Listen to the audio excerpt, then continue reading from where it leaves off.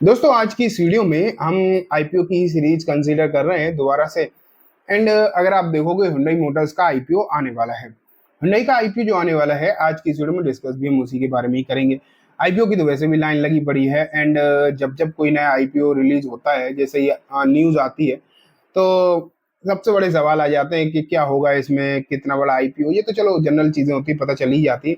लेकिन बात ये आ जाती है कि हुंडई का जो आईपीओ है ना, किसी भी four wheeler car marketing company अगर हम देखें, कार मैन्युफैक्चरिंग कंपनी भी अगर हम देखें, तो टाटा मोटर्स के बाद मारुति आया था, उसके बाद आ रहा है। लगभग 20-21 साल हो गए, ऐसा कहा जा रहा है। मैं तो 20-21 साल पहले मार्केट में था नहीं, लेकिन 20-21 साल बाद मार्केट में एक कार मैन्युफैक्चरिंग का आईपीओ निकल कर आ रहा है। तो एक्साइटमेंट भी जो है वो काफी हद तक है। अब इन एक्साइटमेंट के बीच आईपीओ किस तरीके का परफॉर्म करेगा, ये एक इंपॉर्टेंट बात हो जाती है। अब परफॉर्म करेगा वो तो तभी पता चलेगा, लेकिन अभी तक क्या चीजें अवेलेबल हैं वो हम आज की इस वीडियो में डिस्कस करेंगे कि आखिरकार आईपीओ का साइज क्या होगा, आईपीओ की जो ग्रे मार्केट प्रीमियम है जिसके बारे में सबसे ज्यादा लोग एक्साइटेड रहते हैं, वो क्या हो सकती है, क्या चल रही है बेसिकली अभी, उसके बारे में डिस्कशन करेंगे। इसकी जो पीयर्स हैं, दो ही तो हैं, टाटा मोटर्स एंड मारुति। वैसे महिंद्रा भी है, लेकिन चलो टाटा मोटर्स, मारुति, महिंद्रा, तीनों से भी अगर हम कंपेयर करें तो आखिरकार इसके हालचाल किस तरीके के, काम धंधा कैसा है। और बाहर की कंपनी, भारत की तो है नहीं। तो एक सवाल और लोगों को मतलब बहुत ज्यादा है कि क्या इसकी कोई पेरेंट कंपनी है, क्या यहाँ पर किसी भी तरीके कोई शेयर होल्डिंग कोटा लग सकता है क्या, सब कुछ देखो आज की इस वीडियो में हम डिस्कस करेंगे। ठीक है, तो चलो स्टार्ट करते हैं।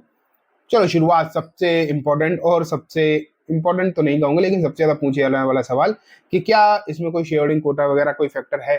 तो देखो मैं आपको बता दूं, शेयर होल्डिंग कोटा लगता किसका है। सबसे पहले आप ये सोचो, शेयर होल्डिंग कोटा लगता है कि अगर किसी भी कंपनी की कोई पेरेंट कंपनी मार्केट में हो ऑलरेडी और उसका किसी सब्सिडरी का आईपीओ आ रहा हो, तो चांसेस होते हैं, चांसेस क्या, ज्यादातर लगते ही उसका कोई ना कोई शेयर होल्डिंग कोटा लग ही जाता है। अब इसके केस में क्या है, हुंडई मोटर जो है वो भारत की कंपनी तो है नहीं, ये तो आप जान लो। ये है एक साउथ कोरियन कंपनी है। ठीक है, अब साउथ कोरियन कंपनी जो है, इसकी जो पेरेंट कंपनी है वो हुंडई मोटर है। अब हुंडई मोटर अपनी सब्सिडरी का आईपीओ लेकर आने वाली है, हुंडई मोटर इंडिया लिमिटेड, उसका आने वाला है सब्सिडी। मतलब लेकिन अब भारत में तो इसकी कोई है नहीं, कोरिया में इसके अगर कोई शेयर होंगे भी तो उससे कोई लेना देना नहीं। तो ये तो आप मान के चलो कि यहाँ तो ये पॉइंट ही खत्म हो गया कि शेयर होल्डिंग कोटा वाला। तो इसका तो कोई भी पेरेंट कंपनी भारत में लिस्टेड है नहीं, इसकी पेरेंट कंपनी है कोरिया में, और कोरिया से अपने को कोई लेना देना है नहीं। ठीक है, तो यहाँ तो मामला ही खत्म हो गया शेयर होल्डिंग कोटा वाला। लेकिन अब बात आ जाती है आगे की, कि आगे की सिचुएशन क्या है। शेयर होल्डिंग कोटा नहीं है तो कोई बात नहीं, हर एक में जरूरी भी नहीं हो, लेकिन आगे जो चीजें हैं, इसके फाइनेंशियल्स वगैरह हैं, वो आखिरकार किस तरीके के होंगे, ये एक इंपॉर्टेंट बात है। तो शुरुआत करेंगे दोस्तों टेंटेटिव डेट से। अभी भी अगर आप देखोगे तो कोई डेट फाइनल तो हुई नहीं है। जो टेंटेटिव डेट अभी कही जा रही है वो मिड अक्टूबर की बात करी जा रही है। तो आप ये मान के चलिए कि 14-15 अक्टूबर से 17-18 अक्टूबर के बीच में ये आ सकता है। अभी यही डेट्स हैं फिलहाल तक। तो इसके अलावा अभी और कोई बहुत जानकारी है नहीं। हाँ, लेकिन अगर आप बहुत सारी किसी एप्स पर, वेबसाइट पर देखोगे, इसकी कुछ ना कुछ डिटेल अवेलेबल होने लगी है, लेकिन अभी फाइनल डेट जो है अवेलेबल है नहीं। तो मैं आपको अगर ये बता दूं कि नहीं यही डेट होगी, तो फिर फालतू की बात है, वो झूठ बोलने वाली बात हो जाएगी, और वो मैं करता नहीं, झूठ बोलने वाला कोई काम यहाँ पर है नहीं। तो जो एग्जैक्ट है, वो मतलब जो टेंटेटिव डेट्स हैं, जो उम्मीद लग रही है, वही बता रहा हूँ। मैं ये नहीं कह रहा हूँ कि यही होगा। ठीक है, लेकिन अगर हम इससे आगे बढ़ जाएं एंड टेंटेटिव प्राइस की बात करें, क्योंकि अभी सब कुछ टेंटेटिव ही है, फाइनल कुछ भी नहीं हुआ है।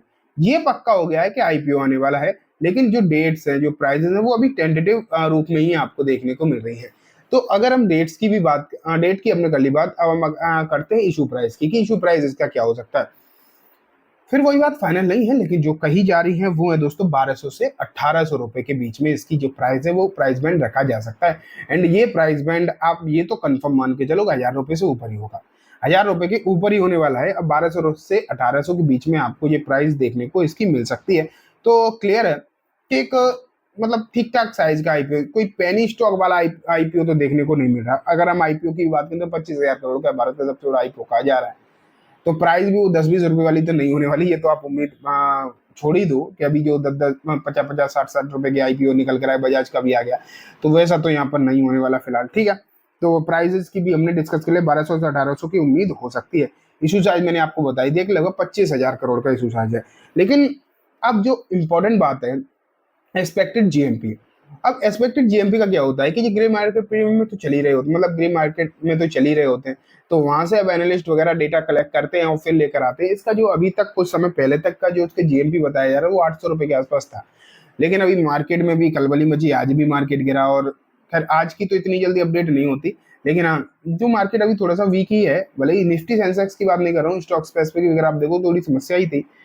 तो इन सब चीजों के चलते इसका भी मार्केट प्राइस गिरा है, जीएमपी गिरा है, इसका जीएमपी फिलहाल जो है 500 रुपए के आसपास आ रहा है। अब लोग सोच रहे हैं क्या यार मजा नहीं आ रहा, लिस्टिंग गेन नहीं मिलेगा, तो लिस्टिंग गेन तो मिल ही जाएगा, उसकी टेंशन मतलब, इतना बड़ा आईपीओ आ रहा है, कंपनी भी कोई ऐसी है तो नहीं, फालतू कंपनी तो है नहीं, एक अच्छी खासी कंपनी है, तो लिस्टिंग गेन भी मिल जाएंगे। लेकिन अब एग्जैक्ट कितने मिलते हैं वो तो तभी पता चलेगा, लेकिन फिलहाल के अगर हम हिसाब से देखें तो आप ये मान के चल सकते हैं कि लिस्टिंग गेन या फिर मैं बोलूँ जीएमपी जो है इसका 500 रुपए के आसपास चल रहा है। 500 रुपए मतलब अगर आप मान के चलो कि 1800 पे आ गया तो लगभग वही 2300 2400 रुपए के आसपास हो सकता है खुल जाए, तो 500 600 की उम्मीद है। अब हाँ जब एग्जैक्टली आईपीओ आएगा उस समय मार्केट का क्या माहौल होगा, उस समय न्यूज वगैरह किस तरीके की फ्लो होंगी, उससे भी चीजों पर बहुत ज्यादा फर्क पड़ेगा कि आखिरकार इसमें एंकर कौन है और सब्सक्रिप्शन कितना है, इन सब चीजों से बहुत ज्यादा फर्क पड़ता है, चीजें बहुत ज्यादा बदल जाती है।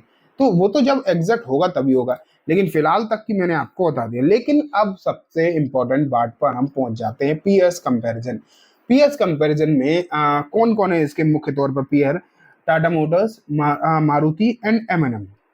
ठीक है, अब अगर हम देखें दोस्तों पीएस कंपैरिजन में, तो टाटा मोटर्स जो है अगर आप उसे देखोगे तो वो सबसे तगड़ा प्लेयर आपको दिखाई देगा, सबसे तगड़ा प्लेयर दिखाई देगा। एंड उसका रेवेन्यू अगर आप देखोगे ना तो जो पिछला रहा है वो लगभग 4.5 लाख करोड़ के आसपास रहा है। उसके बाद अगर हम मारुति को देखेंगे तो 1.42 लाख के आसपास रहा है, 4-6 लाख के आसपास है, एमएनएम का भी 1.42 लाख है। लेकिन अगर हम इन सब चीजों के कंपैरिजन में हुंडई मोटर्स को डालते हैं तो लगभग इसका जो FY23 में निकल कर आया था 60,000 करोड़ के आसपास था।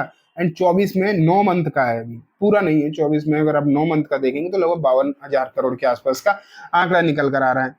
तो अगर आप देखोगे 52-53 हजार करोड़ का जो आंकड़ा निकल कर आया है, तो उससे एक चीज तो समझ में आ रही है कि ठीक है इनके जो फाइनेंशियल ग्रोथ तो कर रहे हैं। देखो 21 में 41,000 करोड़ था, 22 में 47,000 था, फिर 61,000 था, फिर 53,000 के आसपास हुआ, ग्रोथ तो कर रहे हैं। लेकिन अगर आप देखोगे तो साइज में ये अभी तक भारतीय मार्केट में सबसे छोटी ऑटोमोबाइल कंपनी होगी।